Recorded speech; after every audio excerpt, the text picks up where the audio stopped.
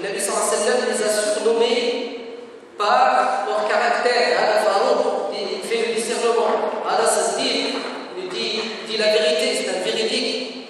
Dhul Nourayn, Uthman ibn Affan, radiyallahu ta'ala anhu, et ainsi de suite. Ali ibn Abi Talib. Il n'y a pas des surnoms qui n'ont pas été connus par les surnoms. Ils ont été connus par leur nom, tel qu'Allah Azza wa Jalla les a rappelés, subhanahu wa ta'ala. Et dire aujourd'hui que c'est notre tradition, la tradition arabe. Est-ce qu'on est arabe là? Sommes-nous arabes?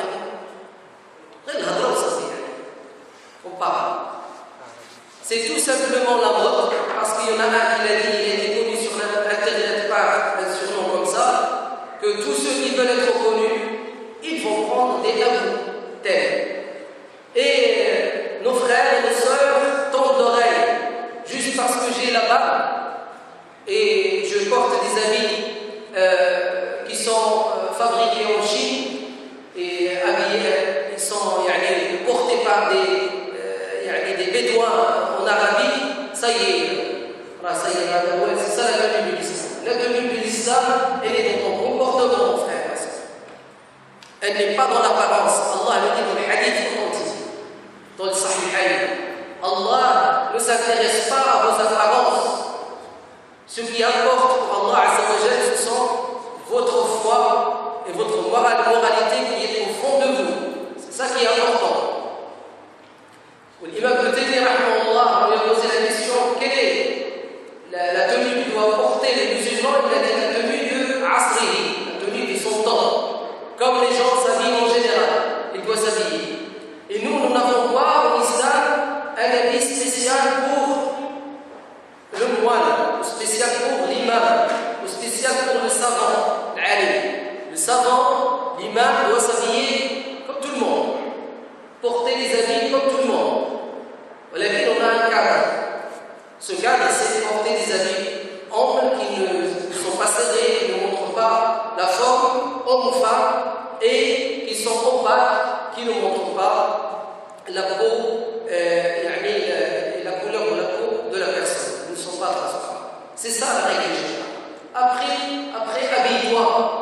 Il y a une seule couleur qu'on habille que la majorité des ulama de l'islam interdisent. C'est la couleur orange. La seule. Or, la couleur orange, on peut s'habiller de toutes les couleurs qu'on veut, sauf si, dans un contexte où nous sommes inscrits, il y a une couleur par laquelle on désigne quelque chose de mauvais, ou quelqu'un de mauvais. Par exemple, dans un contexte où la couleur rouge est la couleur qui relève de quoi? De ce qui est démoniaque, satanique. Des femmes tentatrices, des hommes. Alors la femme musulmane, il faut qu'elle s'éloigne de la couleur rouge. Sauf si elle porte un foulard rouge, il n'y a pas de problème. Mais s'habiller tout en rouge, non. Dans un contexte, on a dit où la couleur rouge, elle donne cette impression, elle donne cette image. Mais hors ça, c'est quelqu'un qui interdit une telle couleur qui nous ramène une preuve et il ne trouvera pas le défi et l'on sait jusqu'au jour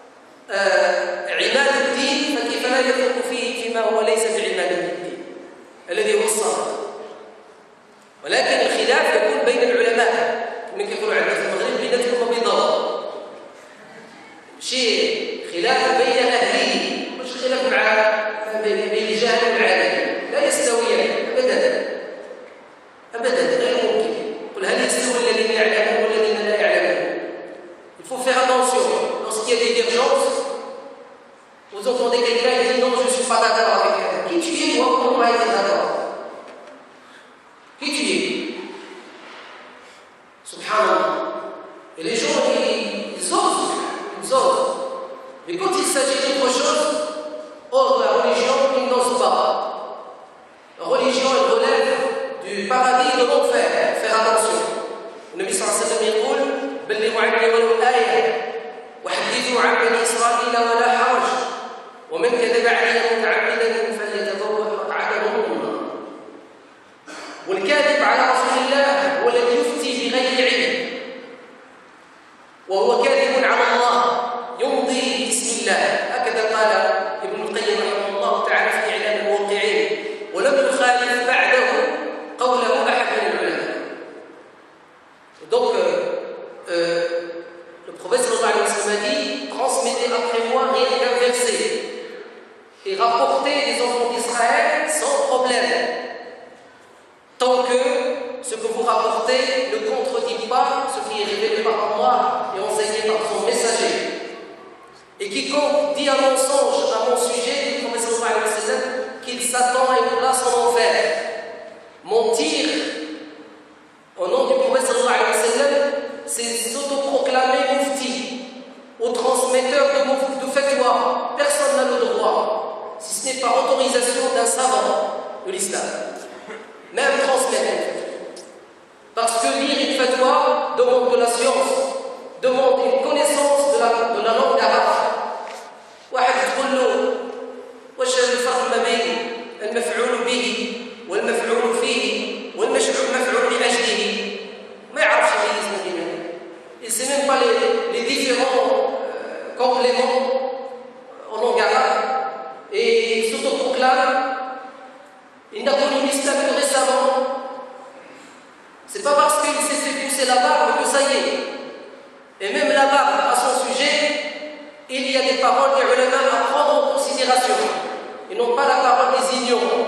L'ignorant est toujours dans l'extrême. Ou l'extrême extrémiste, comme certains, ou l'extrême laxiste, comme d'autres. Et le savant réel, c'est celui qui est bayna wa bayna, comme l'a dit Ibn Malik. Entre les deux voies qui amènent en enfer, il y a une voie qui amène au paradis. C'est celle de la voie, c'est la voie médiane, celle du véritable islam.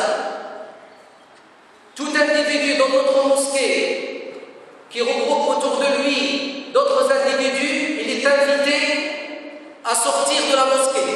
Et il n'a pas le droit, on ne lui donne pas cette autorisation.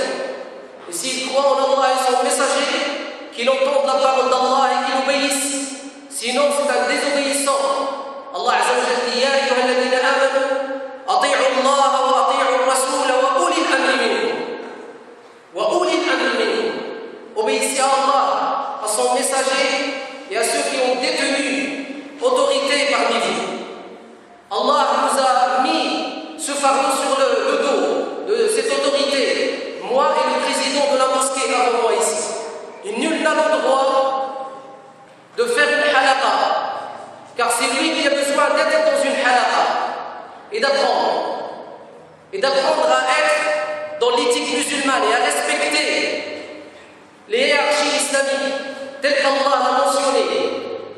وإن تنازعتم في أمر فردوه إلى الله وإلى الرسول إن كنتم تؤمنون بالله واليوم الآخر.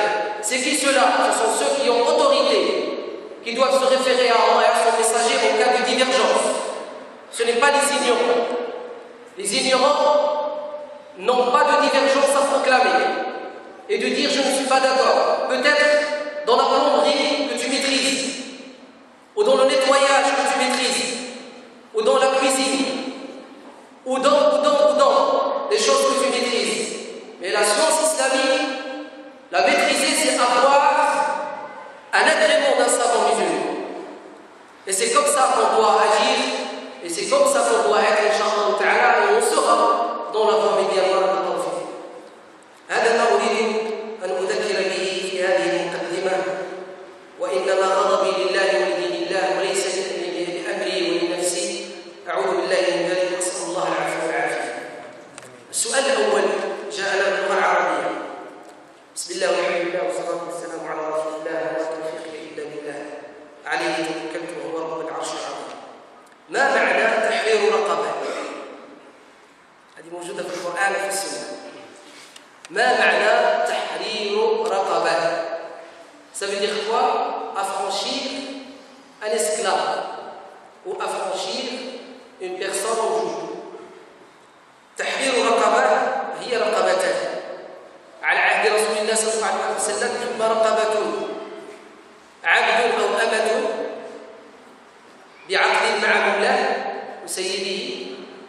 وإما هي رقبة سجين حرب مسلم. هذه هي تحرير الرقبة، والآن غير موجودة في زماننا هذا، غير موجودة، ما كايناش. وإن وجدت فلا سبيل لنا إليها، لأن كاين حروب وكاين سجناء مسلمين، لكن لا سبيل لنا أننا نمشوا نحرروا يعني هذه الرقبة. من يفعل هذا؟ ولي الأمر، أمير المؤمنين، الرئيس ديال البلاد للمسلمين، أو الملك ديال البلاد ديال المسلمين، لكن إحنا ليس لنا سبيل إلا هذا. La question de libérer, pour s'affranchir de quoi que ce soit parmi les choses qu'on n'a pas pu accomplir, libérer un esclave ou libérer un prisonnier de guerre en islam n'existe plus de nos jours pour les communs parmi nous. Ce n'est plus possible, car le monde a changé. Qui est-ce qui doit faire cela?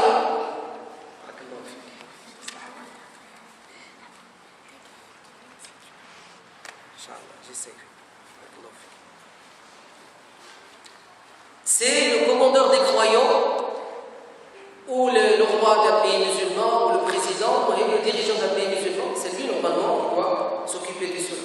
Et normalement, dans un État islamique, il n'y a plus et ne doit plus y avoir d'esclaves. Et les musulmans doivent tout faire pour qu'il n'y ait plus d'esclavage sur terre. Allah a aboli l'esclavage, il l'a interdit, subhanahu wa ta'ala. Il a utilisé les moyens de tahrir raqaba pour les affranchir facilement à l'époque où les gens tenaient à ceux qui travaillaient chez eux et qui étaient pour eux leurs esclaves avant d'embrasser l'islam. ما الحكم الشرعي في خروج المرأة للصلاة في المسجد دون رفقة حرمها أو محرمها، يعني متزوجة أو غير متزوجة؟ حكمه هو قول رسول الله صلى الله عليه وسلم: لا تمنعوا إماء الله بيوت الله. هذا جواب، خلاص ما عندنا جواب آخر. كاين جواب بعد كلام النبي صلى الله عليه وسلم: n'interdisez pas aux femmes fidèles d'Allah d'aller prier dans les demeures d'Allah. Le prophète sallallahu alayhi wa sallam, clairement, nul n'a le droit de contredire le prophète sallallahu alayhi wa sallam. La question c'était: est-ce que la femme a le droit de sortir de chez elle et d'aller à la mosquée pour prier? La réponse c'est le hadith du prophète sallallahu alayhi wa sallam: n'interdisez pas aux femmes fidèles d'Allah d'aller prier dans les demeures d'Allah. Nul n'a le droit de le faire. Et bien sûr, il y a un cas, il y a un respect qu'elle doit observer cette femme, sa chasteté, ne doit pas qu'elle sorte de chez elle parfumée. Sallallahu alayhi wa sallam a dit: celle qui touche au parfum ne doit pas venir à la mosquée. Donc, toute une éthique à observer, que ce soit pour l'homme ou que ce soit pour la femme. ما هي شروط الحجاب؟ أنا قلت يعني les conditions de la tenue vestimentaire pour l'homme ou la femme, parce que l'homme est un hijab dialo, c'est s'habiller d'une manière ample et d'une manière opaque. Il faut que la tenue soit ample et opaque. Elle ne montre pas la peau et elle ne montre pas la forme. Et on a parlé d'une question de quoi? De couleur. Ce que Cheikh Al-Albani a mentionné dans son livre comme libas shuhra, la tenue qui est flagrante. Elle est flagrante dans la société. De loin, les gens ils voient la personne habillée, par exemple, en couleur fluorescente, ou bien habillée par une tenue brillante, qui se voit de loin. Ça, c'est interdit. Il y a aussi la tenue de la mécréance, c'est-à-dire toute tenue qui se réfère à la mécréance. Nous, pour nous, les juifs sont mécréants, ils ne sont pas croyants. Les chrétiens sont mécréants, ils ne sont pas croyants. Et pour les chrétiens, nous sommes mécréants. Et pour les juifs, nous sommes mécréants. Lakum dinukum waliyadin. Donc l'habit du rabbin, je n'ai pas le droit de le porter. L'habit du moine télitain, je n'ai pas le droit de le porter. L'habit du prêtre chrétien, je n'ai pas le droit de le porter. Et tout habit qui se relève ou qui se réfère à une religion autre que l'islam, on n'a pas le droit de le porter.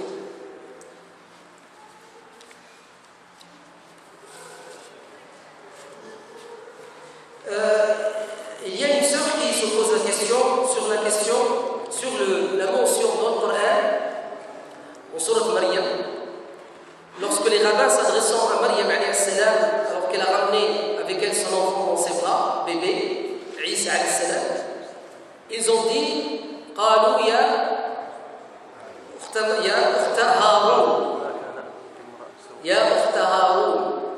Donc elle se pose la question أخت هارون. Haroun, il est mentionné dans le Coran, c'est le frère de Moussa alayhi salam. Au Moussa alayhi salam, il est Moussa ibn Man ibn Imran. Ou Surah qui parle de Maryam et qui parle de Maryam Hinna et qui parle du père de Maryam et de l'oncle de Maryam Zakaria, elle s'appelle Surat Al-Imran. Et donc on croit que Maryam alayhi salam, elle est la sœur de Haroun, sœur de Moussa alayhi salam, puisque Moussa s'appelait aussi Moussa fils de Imran. En réalité non. En réalité non. C'est un autre Haroun, selon l'avis de Qatada rahimahullah ta'ala. Et cet avis se base sur le hadith rapporté dans Sahih Muslim, dans les Sunan Abi Daoud, au Tirmidhi قال حديث حسن غريب استغربه الترمذي رحمه الله وهو صحيح مسلم. Ce hadith, des chrétiens de Najran ont rencontré Mu'adh ibn Jabal lorsqu'il leur a rendu visite et lui ont dit votre Coran ne dit pas vrai. Et Mu'adh leur a dit pourquoi? Ils ont dit votre Coran dit que Maryam, la maman de Jésus, est la sœur de Aaron, le frère de Moïse. Et ça, ce n'est pas vrai. Et eux, c'est des chrétiens. Alors Mu'adh se réfère à qui? Se réfère au prophète sallallahu alayhi wa sallam. Il n'a pas répondu par lui-même comme certains ignorants. Et il s'est référé au prophète sallallahu alayhi wa sallam. Et le prophète sallallahu alayhi wa sallam a répondu à Mu'adh ibn Jabal, alors qu'il était au Yémen, en lui disant c'était un peuple avant vous qui prenait les noms et donnait les noms des personnes pieuses parmi eux. C'est-à-dire que Maryam alayhi salam, son père, le père du père de Maryam, a donné à son père le nom de qui? De Haroun, qui était le père de Moïse. D'accord? C'était un homme pieux. Aussi, pardon, pas Haroun. Qu'est-ce qu'on a dit? Imran, le père de Moïse. Et Maryam alayhi salam, elle n'avait pas de frère.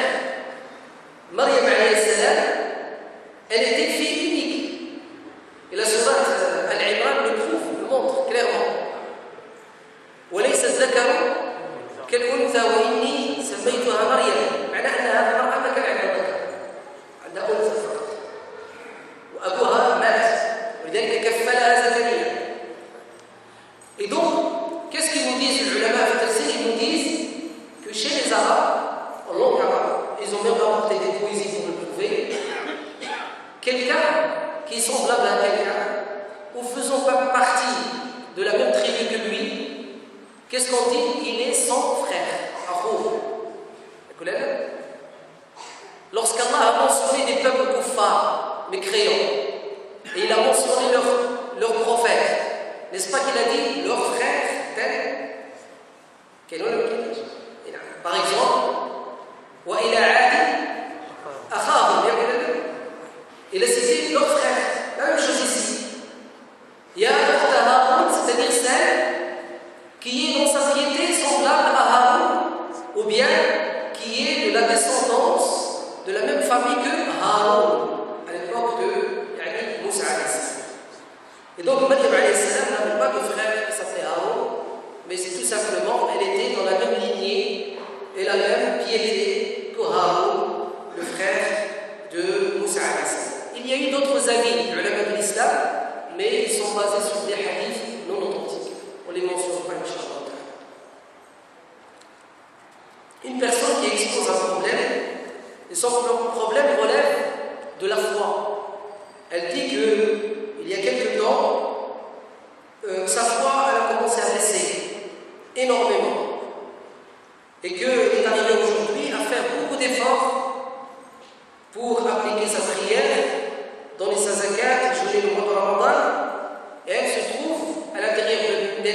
on creuse de sa foi, elle a des suggestions, comme elle dit, diaboliques. Ben, vous avez bien dit, mon frère et ma soeur, lorsque vous avez dit que c'est des suggestions, donc ce n'est pas des vérités. Et le diable, le shaitan, n'a aucun pouvoir sur nous, si ce n'est suggérer. Suggérer, c'est-à-dire, si ce n'est parler dans notre oreille, tout simplement. Allah Azza wa Jalla dit dans le Coran al-Karim عن الشيطان وقال الشيطان لما قضي الأمر إن الله وعدكم وعد الحق ووعدتكم فأخلفتكم وما كان لي عليكم من سلطان إلا أن دعوتكم فاستجبتم لي فلا تلوموني ولوموا أنفسكم ما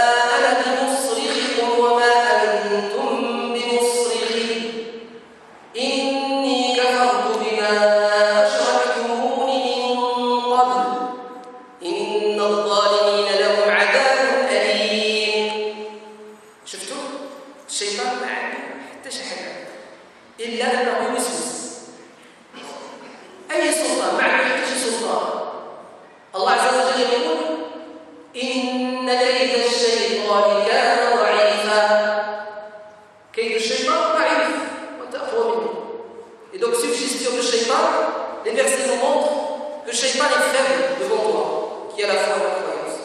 Deuxièmement, il n'a aucun pouvoir sur toi, si ce n'est il souffle des paroles, des suggestions, et c'est à toi de décider, suivre les suggestions, les doutes, ou bien rester dans la certitude. On est censé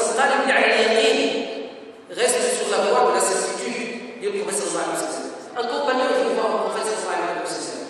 Il lui a dit: ô messager de Dieu, il m'arrive dans ma tête d'avoir des suggestions douteuses au sujet d'Allah subhanahu wa ta'ala, et je n'ose pas en parler.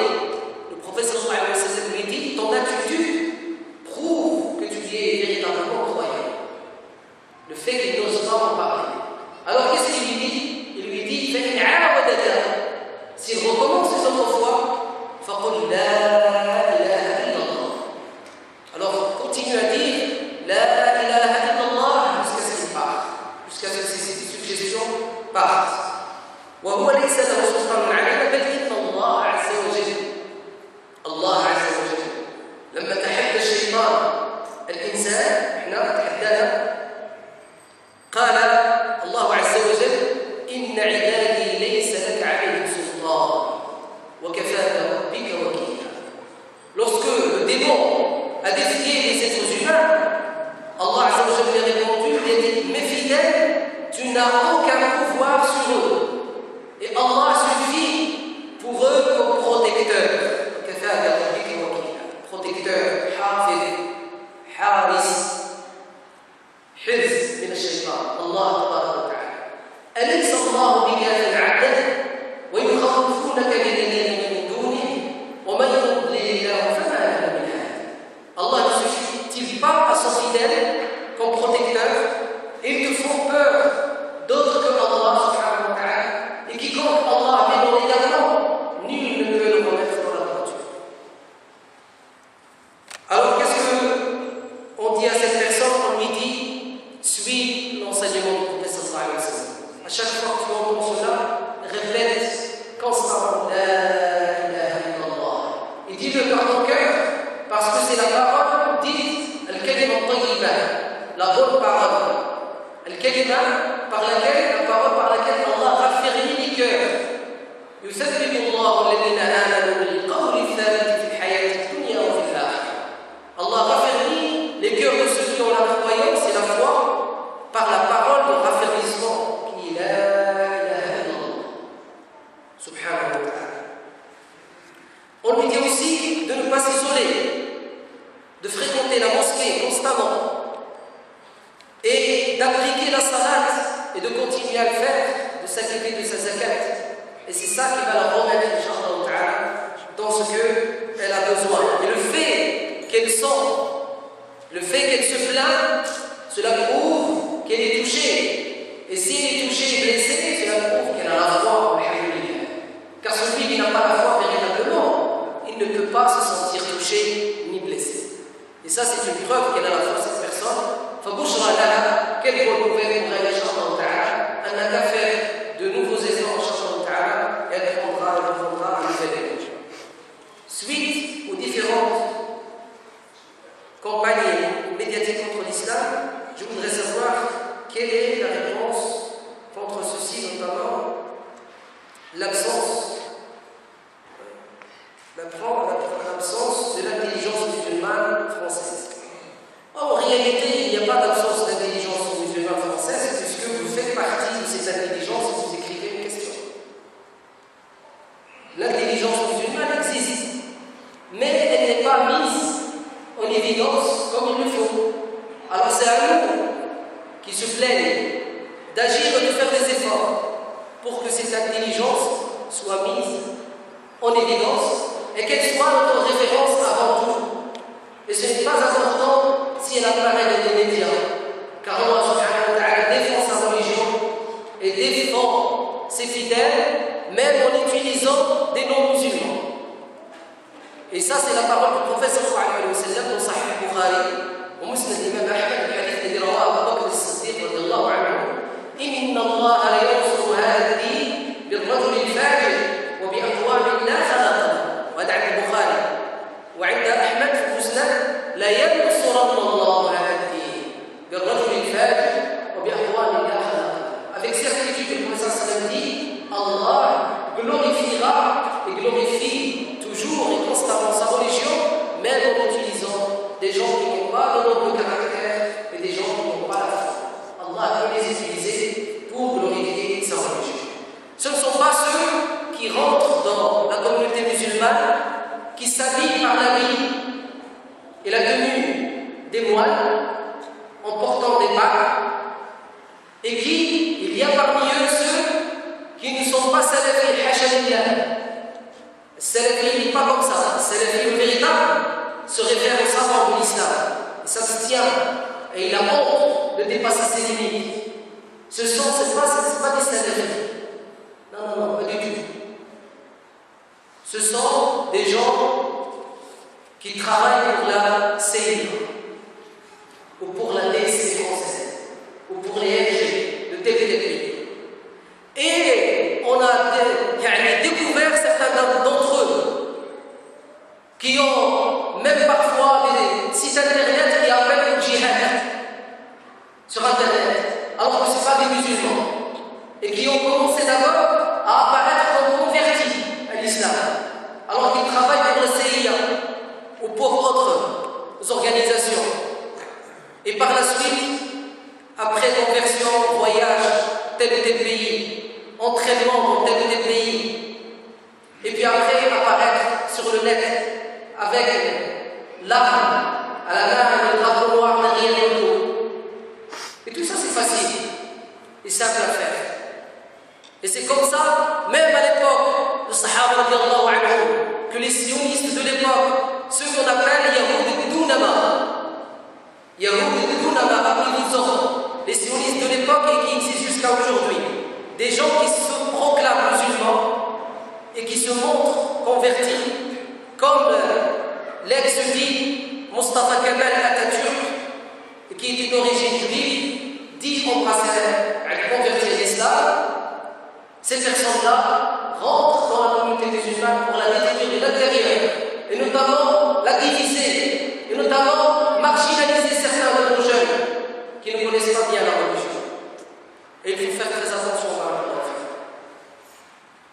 Est-il possible de contracter un crédit pour l'achat d'une voiture compte tenu des difficultés économiques? Non, ce n'est pas possible. La mosquée de Binafnas propose-t-elle de donner de nouvelles activités? Inch'Allah ta'ala, tout à l'heure, notre président nous en parlera. Avez-vous des conseils à donner pour la jeunesse musulmane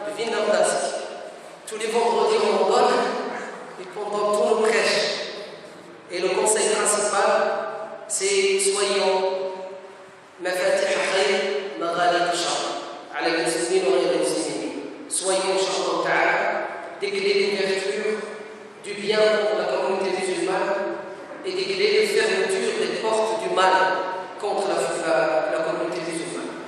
Et aussi pour ceux avec qui nous vivons, nous côtoyons au quotidien, car Allah subhanahu wa ta'ala, s'il a choisi que nous soyons dans tel ou tel lieu, que nous fréquentons telle ou telle personne, ce n'est pas pour une futilité, c'est pour une utilité. Et notre utilité, c'est quoi? C'est d'être ce qu'a été notre messager Muhammad sallallahu alayhi wa sallam, qu'il est toujours, et jusqu'au jour où il n'y aura plus de jour, c'est وَمَا أَرْسَلْنَاكَ إِلَّا رَحْمَةً لِلْعَالَمِينَ. Nous ne t'avons envoyé que miséricorde pour les mondes. Quelqu'un qui désire être marié, qui désire se marier avec une fille, cette fille qu'il aime, mais ses parents sont réticents, notamment par rapport au comportement des parents de cette fille, de la famille de cette fille. Alors il demande conseil. Nous, en général, on conseille quoi? On conseille aux parents, tout d'abord, le hadith du Prophète sallallahu alayhi wa sallam. من جاء ترضون دينه وخلقه فزوجوه إلا تفعلوا تكن فتنة وفساد كبير. Le Prophète sallallahu alayhi wa sallam dit, lorsque quelqu'un vient demander votre fille au mariage et qu'il a un noble caractère et un culte bien appliqué, donnez-lui votre fille si elle est d'accord. Si elle est d'accord, donnez-lui votre fille si elle est d'accord. Si vous ne le faites pas, ça risque d'amener la communauté musulmane aux turpitudes et au marbre de la barbe. Quant à l'enfant, le garçon, certainement, il n'est pas, comme la fille, obligé d'avoir un tuteur, wali.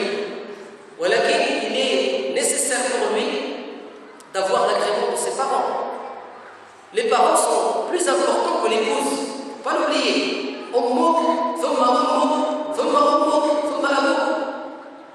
Ta maman, elle passe avant ton épouse. Attention. Tant qu'elle demande le halal, elle ne te force pas à commettre le haram, elle ne t'oblige pas à divorcer de ton épouse. Ta mère, elle passe avant. Alors il faut, Inch'Allah, essayer de convaincre les parents et même aller jusqu'à utiliser de la médiation pour convaincre les parents, Inch'Allah, pour accepter cette fille qui est une bonne musulmane pour toi, mon frère qui pose cette question, demande son conseil, et qui applique bien sa religion et préserve bien sa chasteté. Pouvez-vous m'éclairer sur le destin? Alors le destin en islam, l'iman bil-qada wal-qadar en islam. Nous avons entamé pendant une année l'étude, cette année précédente, écoulée, l'étude d'un livre très important qui s'appelle le livre Tahawiyya. Kitab al-Tahawiyya il a l'esprit jusqu'à la moitié du livre. Et dans ce livre-là, l'imam Tahawi fait la synthèse de la foi des gens de Al-Sunnah wal-Jama'a. Dans ce livre-là, nous avons étudié cette partie qui parle du destin. Inch'Allah, référez-vous à nos cours qui sont en vidéo, vous trouverez Inch'Allah sur le site de la mosquée et le site de notre site personnel. Vous trouverez le cours qui parle du destin et la croyance pour la prédestination. Je le résume. Nous n'avons pas la foi en le destin comme les Juifs. Les Juifs disent Dieu ne sait rien de notre avenir. Et ne décide rien de notre avenir et de notre futur, de notre présent. Nous décidons nous-mêmes et nous faisons ce que nous voulons nous-mêmes. Ça, c'est dans leur livre de Talmud. Les chrétiens disent le contraire des Juifs. Dieu a tout écrit et nous sommes totalement soumis. Nous n'avons aucun pouvoir sur notre destin. Les musulmans sont ni avec cela, ni avec les autres. La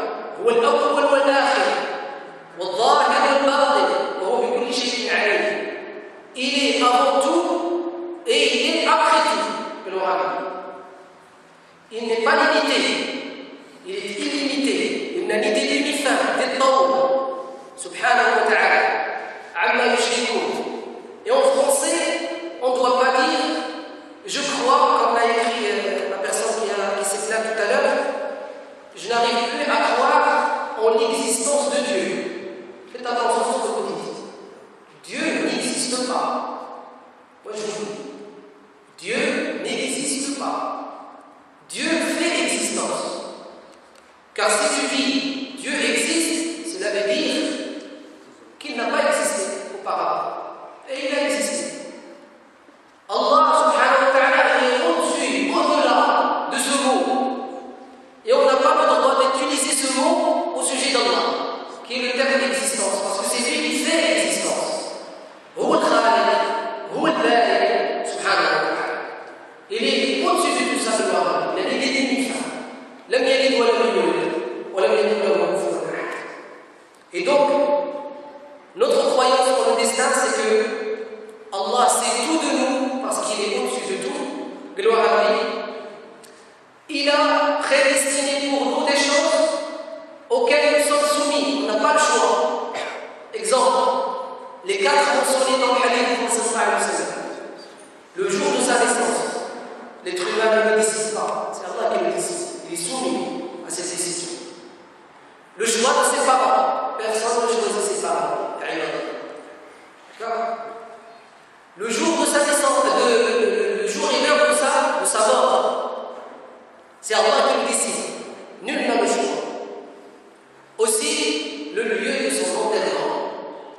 وَمَا تَدْرِي نَفْسٌ مَاذَا تَكْسِبُ غَدًا وَمَا تَدْرِي نَفْسٌ بِأَيِّ أَرْضٍ تَمُوتُ إِنَّ اللَّهَ عَلِيمٌ خَبِيرٌ. Allah, c'est lui seul qui a connaissance de toutes ces choses-là, et l'homme est soumis à cela. Par contre, Allah subhanahu wa ta'ala nous a donné le libre arbitre dans nos choix, dans notre vie.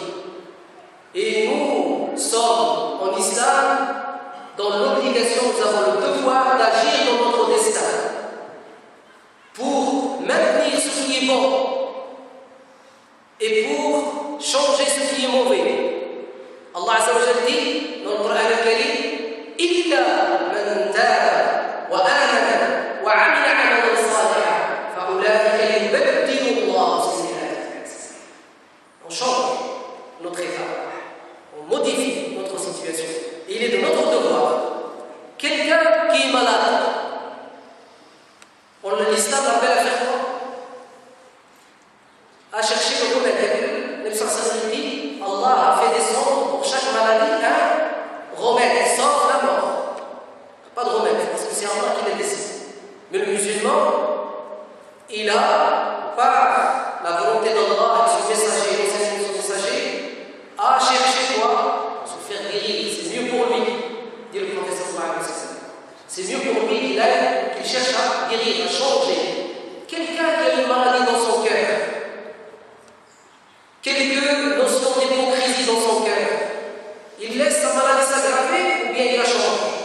Il faut qu'il la change. Et en la changeant, il change son destin. Le Nabi sallallahu alayhi wa sallam, le hadith authentique, apporté dans le Musnad de l'imam Ahmed, authentifié par l'imam Hafid ibn Hajar al-Asqalani ou l'imam ibn Dhahabi. Le prophète sallallahu alayhi wa sallam dit, الدعاء والقضاء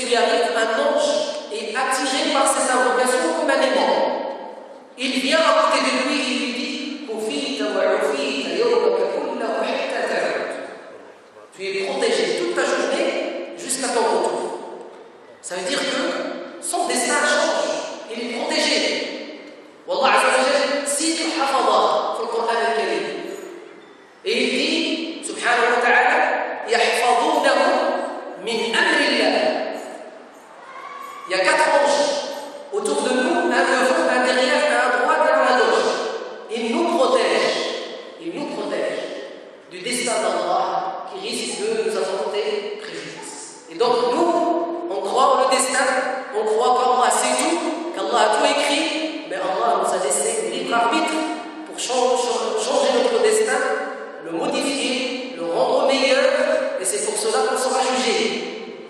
Car si on n'avait pas le libre arbitre et on serait soumis, comme on dit le chrétien, ce Dieu il serait injuste de soumettre Pharaon à être Pharaon et à mourir kafir et après les mettre en enfer.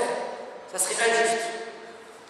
Allah lui a donné le choix et lui a donné le libre arbitre et c'est sur ça qu'il sera jugé, Inch'Allah.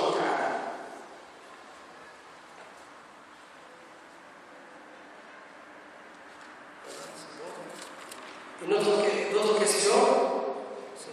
Est-ce qu'il faut régler la zakat, le fait à un bébé qui est encore dans le ventre de sa mère? Une personne, je vous éclaire sur la situation.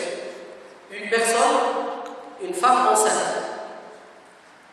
Est-ce que le père, le mari de cette femme, le père de ses enfants, qui est dans le ventre de sa mère, est obligé, en sortant zakat sur lui-même, sur sa femme, sur ses enfants, de sortir zakat aussi sur cet enfant, ce bébé qui est dans le ventre de sa mère? La majorité des ulama disent que ce n'est pas une obligation. Un avis chez l'imam Ahmed et l'avis de l'imam Ibn Hazm, et c'est ce que Shaykhna Mohamed Al-Khiyar a adopté,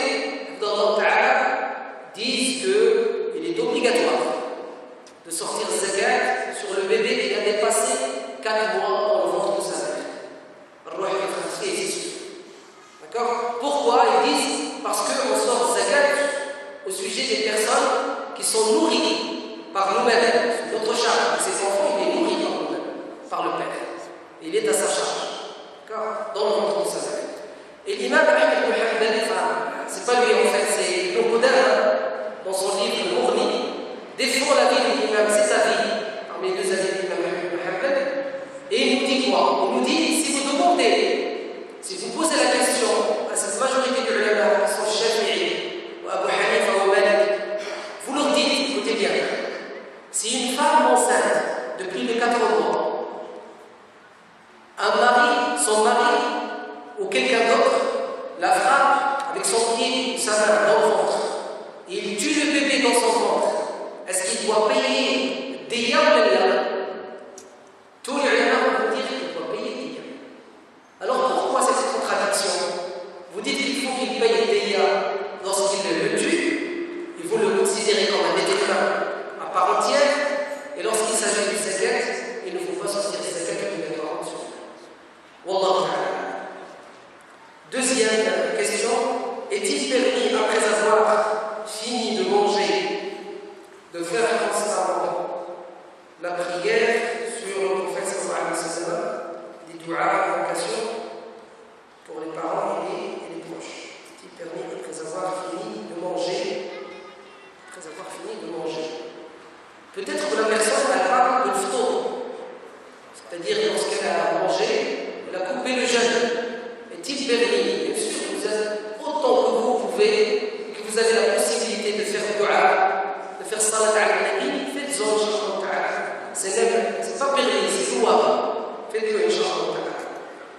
Un homme avait 2 femmes. Ouais. Il a divorcé d'une de ses 2 femmes. 2 mois plus tard, il est mort. Est-ce que la femme divorcée a le droit à l'héritage, sachant que la période de viduité, c'est-à-dire de 3 mois, n'était pas terminée? Moi, je suis en France, et ce mariage n'est pas valide en France. Et même si on accepte pour nous, on va dire, allez, c'est un mariage, qui va lui donner si on lui dit qu'elle a le droit à cet héritage? Car l'héritage va être partagé selon la loi du pays dans lequel nous sommes. Et donc cette personne a sa réponse nous vivons en France. Voilà, Inch'Allah, j'ai terminé ces questions écrites. Si vous avez une suggestion ou une remarque, quelle est l'intéressée là?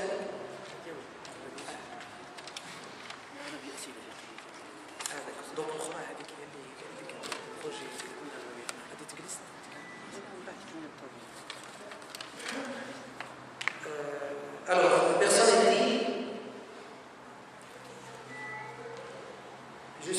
diabétique. Et j'ai quand même trouvé la force de jeûner. Dieu merci. Mais j'ai dû arrêter 2 jours suite à des malaises. Je souhaite savoir comment rattraper ces jours. Les rattraper comme l'a dit Allah Azza wa Jalla dans Sourate Al-Baqarah, le verset 185. Si vous avez la possibilité de le faire, c'est-à-dire référez-vous à votre médecin, si votre médecin généraliste ou diabétologue que vous consultez vous donne l'autorisation de jeûner pour rattraper, Inch'Allah. Si vous dites que vous ne pouvez pas rattraper, avant, Inch'Allah, le Ramadan prochain, acquittez-vous d'une somme d'argent, Inch'Allah, pour nourrir un pauvre qui est entre 4 et 7 euros. Entre 4 et 7 euros selon le repas moyen que vous mangez vous. Nous, on estime en général 5 euros. Mais il y a des gens qui mangent plus que d'autres. Si vous faites partie de ces gens-là qui mangent plus que d'autres, alors donnez les 7 euros. Question 2. C'est parce qu'il y a un texte là-dessus.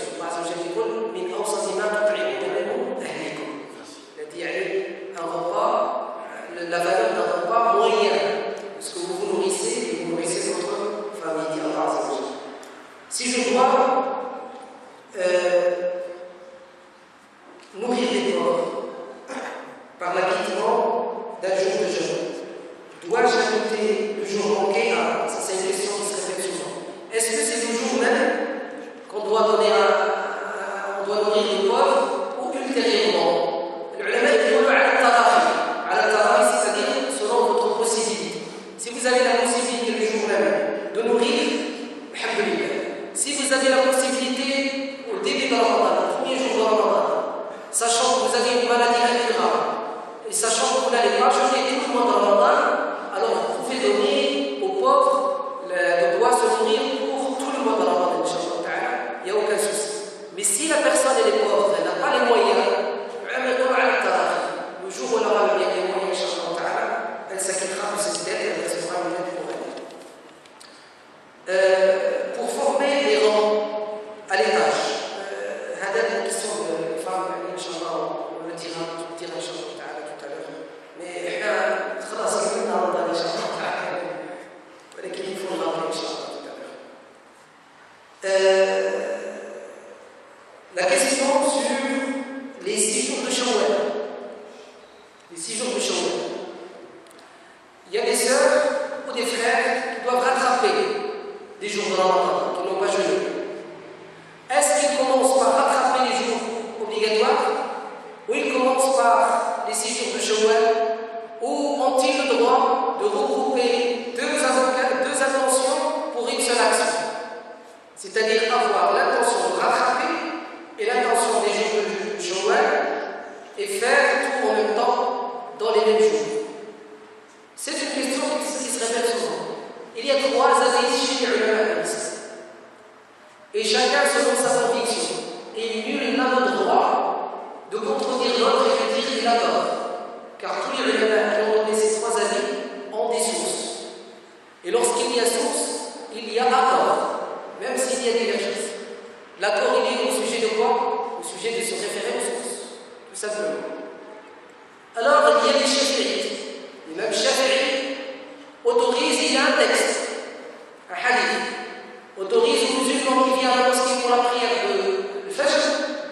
Il arrive et il voit qu'il est en retard et que bientôt il va faire l'iqama pour salat subh. Et a-t-il le droit de faire tahiyat al-masjid ou raghibat al-fajr? D'accord? En même temps, avec 2 intentions différentes pour une seule prière. L'imam Shafi'i l'autorise. Et il se réfère à quoi? Un hadith comme ça. C'est ça qui le dit. Ce hadith n'est pas authentifié par tous les ulama, mais Shafi'i l'a authentifié. Mais aussi, il se réfère à al-hajj ou al-umrah. Lorsqu'on fait le hajj ou al-umrah, en même temps, on a une seule action, mais avec 2 intentions. Ça, c'est les Shafi'i. Al-Ahnaf ou al-Hanabila, eux, ils disent que la personne, elle est libre, mais il est préférable pour elle, selon sa situation, de faire l'un ou l'autre. Certains, il est préférable pour eux de commencer par l'obligatoire avant de faire le surrogatoire. D'autres, non. De faire le surrogatoire, parce que s'ils font l'obligatoire, ils vont rater le surrogatoire. Et le surrogatoire, s'ils le font, c'est-à-dire les 6 jours de Shawwal surrogatoire pendant le mois de Shawwal, ils ont toute l'année chez les Ahnaf pour les rattraper, ils ont les jeûnes obligatoires, et pour les Hanabila, ils ont toute la vie. Et c'est eux qui ont raison, car ils se réfèrent à Coran. Le Coran dit فَعِدَّةٌ مِنْ أَيَّامٍ أُخَرَ. Il n'a pas dit avant la prochaine. Ça va? Troisième avis, et c'est celui que j'aime bien, c'est celui de l'imam Malik. L'imam Malik, rahimahullah ta'ala, a compris autrement le hadith, et il a raison au niveau de la langue arabe. Le hadith qui dit من صام رمضان وأتبعه 6 من شوال فكأنما صام الدهر كله. الإمام مالك تبعوا معي شو قال يكره أن تصوم 6 أيام كاملة من شهر شوال ولكن تبدأها في شوال لقوله صلى الله عليه وسلم و6 من شوال كأنك تقول ذهبت من مكان كذا إلى مكان كذا بمعنى أنك بدأت من هذا وانتهيت إلى غيره. ولذلك عند المالكية يكره أنك تصوم 6 أيام وخاصة مباشرة بعد نهار العيد. مكروه عند المالكية أنك تعيد اليوم وغدا تستحصل. لا، خلي يومين 3 أيام وعاد صوم هذه الشهور. هذا عند المذهب المالكي إن شاء الله. Chez l'imam Malik, les 6 jours de Shawwal commencent par Shawwal et ne sont pas tous durant Shawwal. Car le hadith dit quiconque jeûne tout le mois de Ramadan et rajoute 6 jours de Shawwal, c'est-à-dire à partir de Shawwal, c'est comme ça qu'il a compris l'imam Malik. À partir de Shawwal, celui-là, il a la récompense de celui qui a jeûné toute l'année lunaire. Et l'imam Malik dit qu'il est détestable de jeûner 6 jours de Shawwal, 6 jours dans le mois de Shawwal. Pour lui, il faut commencer par Shawwal et les finir durant l'année. Voilà, Inch'Allah ta'ala. Le qadiyya wasi'a, il y a une largesse et que chacun, Inch'Allah, fasse selon sa conviction et sa possibilité. La yukallifu Allahu nafsan illa wus'aha illa ma ataha. Inna Allaha wa yudalliku qadiru alayhi. Walhamdulillah. Alors pour les activités, Inch'Allah ta'ala,